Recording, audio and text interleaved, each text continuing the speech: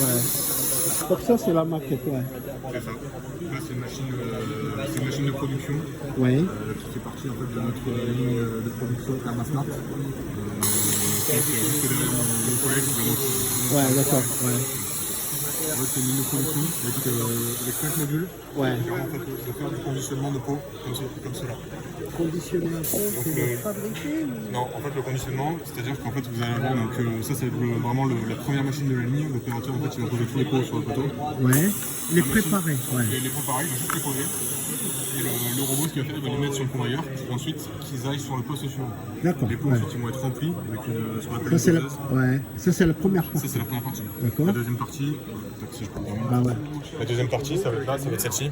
Ah ouais. Ça va être donc, ce qu'on appelle une doseuse. Donc ça va être donc, sur un convoyeur. Pardon, ouais.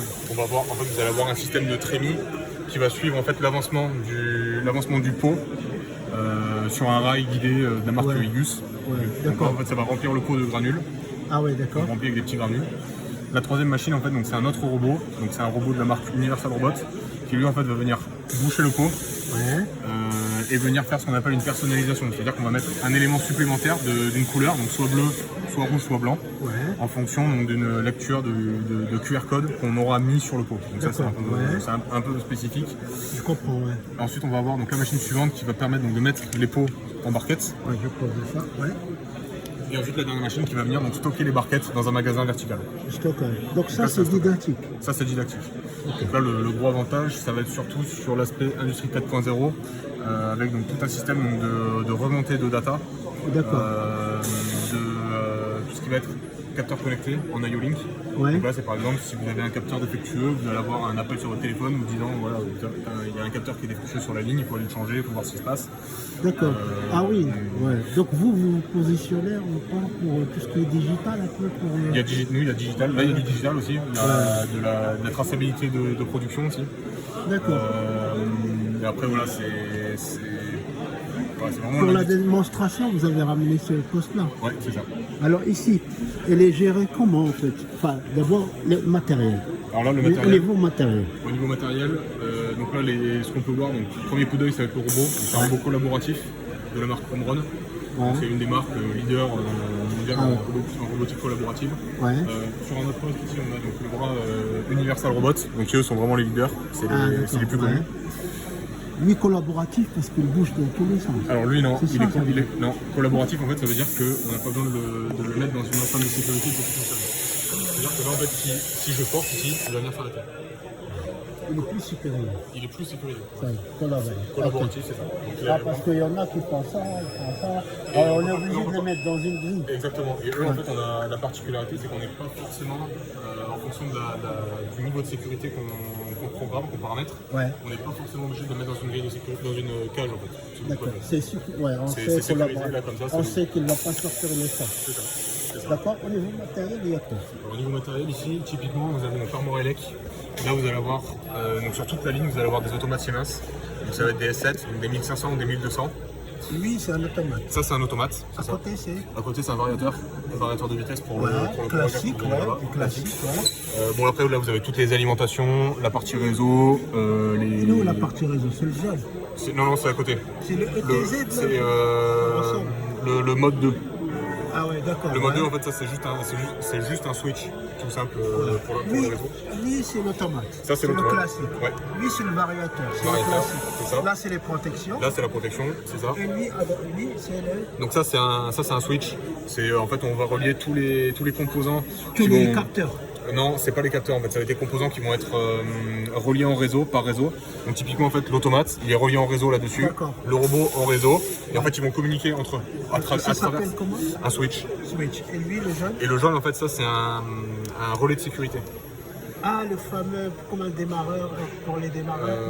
Non. Il sécurise quoi, lui? Alors lui en fait, il va, quand vous allez faire Comment il s'appelle? Donc ça s'appelle un relais de sécurité. Tout simplement. Tout simplement. Pas notre prénom comme vous, non. Non. Relais de sécurité dans la robotique. C'est même pas robotique, c'est l'élec. En fait là, c'est de l'élec. Ouais, là typiquement c'est que l'élec. Tu vas sécuriser quoi? Les alimes, les trucs? Alors là, en fait, c'est comme vous allez faire un arrêt d'urgence. Ouais. En fait, donc là, le relais de sécurité, il va avoir un relais qui va s'ouvrir. Ouais.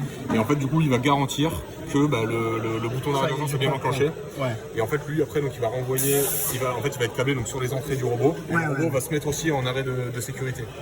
Et lui, en fait, il a un temps d'arrêt qui est très très court.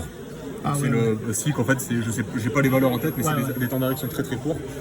Et donc du coup ça permet d'avoir une machine qui est vraiment sécurisée. Je comprends, parce qu'on ne sait jamais s'il y a un court-circuit sur l'élémentaire. Oui.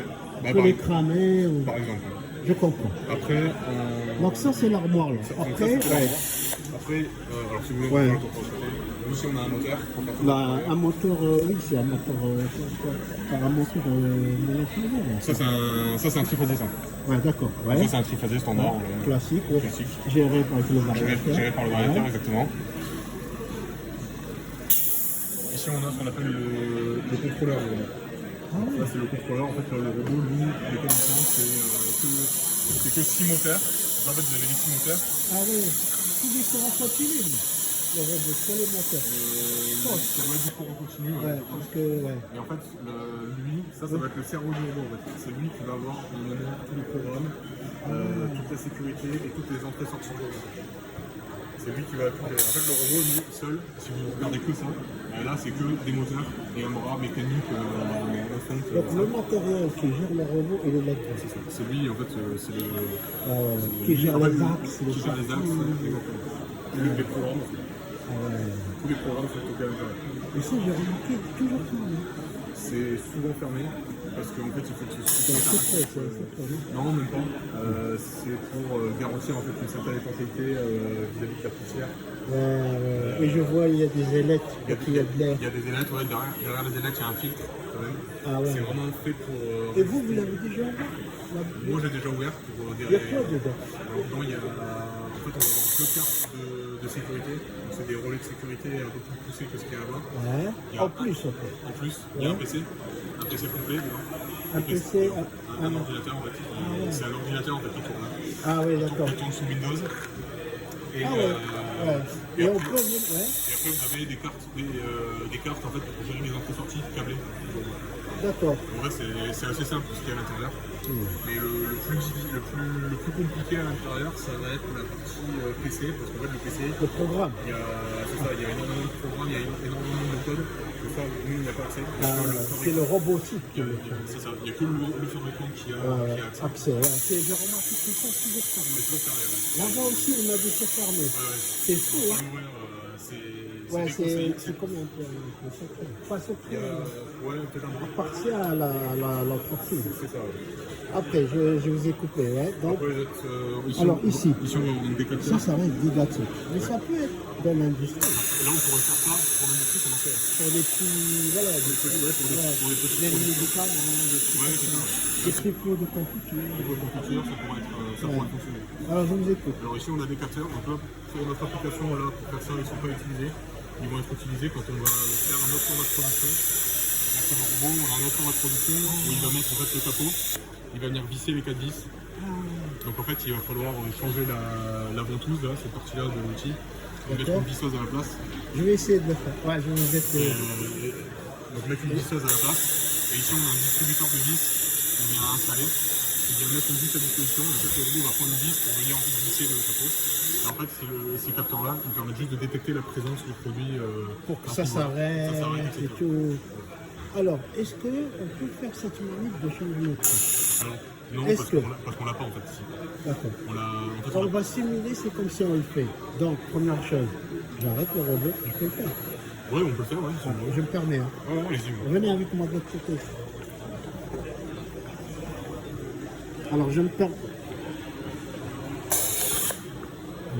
Donc, et le collaborateur, je ne vais pas nous attaquer. Non, on ne va pas vous attaquer, ne vous inquiétez pas. Alors, vous avez juste un bouton ici, arrêt, sur l'écran.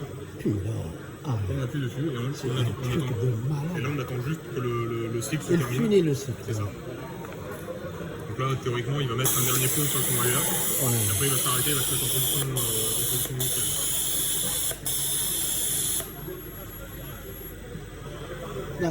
Là, elle n'est pas encore en position. Il ne faut pas le contrarier. Ils n'aiment pas. Et là, vous allez voir, de toute façon, ici, la vérité clignote, elle va s'arrêter de clignoter. elle aime pas être contrariée. Ah, Hein. non, non, Ça sympa quand même. Hein. ouais, ils sont sympas. Ouais. Et ici, en fait, pour changer la tête de l'outil. Ah ouais, voilà. Donc là, logiquement, au niveau électricité, je suis sous tension, c'est-à-dire par rapport à ma matière. Ouais.